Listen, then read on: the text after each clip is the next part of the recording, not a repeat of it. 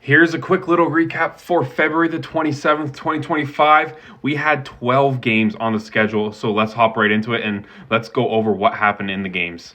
Starting off with the Flames taking on the Lightning. The Lightning, they win 3-0. A fluky goal by Kucherov, a couple dirty plays by Kucherov in this game, and it was a mess at the end of the game as well. And just tons of fights, nothing, no friendly fire was happening in this game. And yeah, I got this one wrong in my predictions. That's 0 for 1 so far.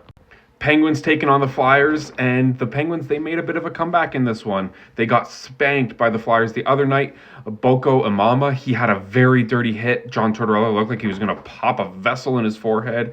And the Flyers, they ended up losing 5-4 in overtime to the Penguins. That Penguins game made me 0 for 2 for my prediction so far tonight. Not a good start for Kipes, actually. But the next one I got correct. The Hurricanes beating the Sabres 5-2. The Canes, they finally looked like the Hurricanes team that they should look like. Mikko Rantanen got a goal in this one, so that is very positive signs with almost a week up until the trade deadline.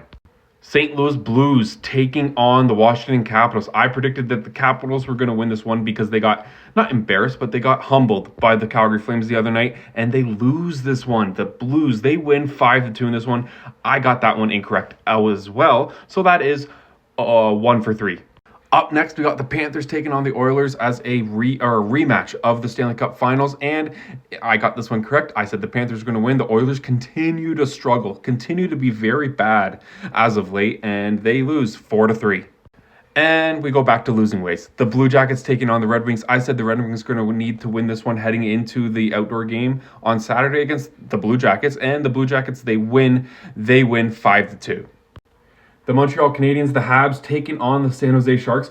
I predicted the Habs were going to win this one. They did, but it was way closer than I was comfortable with. The Habs, they won 4-3 in overtime, so it came very close. But goal of the season contender from Cole Caulfield. And yeah, he threw his stick. He did the Jack Hughes celebration, throwing his stick into the crowd. And happy days for the Habs tonight. Islanders taking on the Bruins. I predicted the Bruins to win this game because they desperately need to get a win here to try to stay in the playoff picture. But the Islanders, they take control of this game, winning 2-1. They were up 2-0, and then the Bruins got a late one to try to make it a close game and just couldn't pull off the trigger. The Winnipeg Jets, they lose 2-1 to the Nashville Predators, you big bums. Consider yourself a good, solid team. Well, I got news for you. If you can't beat the new Nashville Predators this year, you stink. Forsberg and Tommy Novak were the two goal scorers for the Nashville Predators in the big win tonight, and Dylan DeMello. Neil Pionk, the other defenseman for the Winnipeg Jets, got the lone goal for the Jets, and their 11-game win streak, they're still the best team in the league. They're still a very good team, but if you can't beat the Nashville Predators, you suck! Shaw Hockey Club, they beat the Minnesota Wild 6-1. Clayton Keller gets 5 points on the night, having an extremely good night personally and leading the team by example. This was Utah's third straight win, and they are starting to very slowly but very efficiently creep up the standings. They are the third team underneath that second wildcard spot, but they're only like 3 or 4 points out of it. So it will be very interesting to see if they can make this last the rest of the season. Will they be sellers still? Will they be buyers? I have no idea, but at the same time, it's going to be very fun to watch, and at least they're making it more exciting for their inaugural season.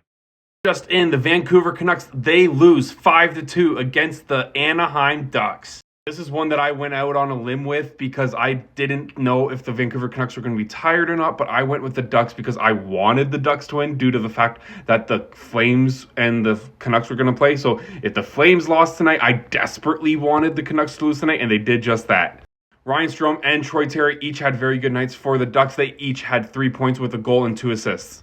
Mason McTavish and Lundstrom, they both had 2 assists as well in this game, helping their team along the way, getting the win.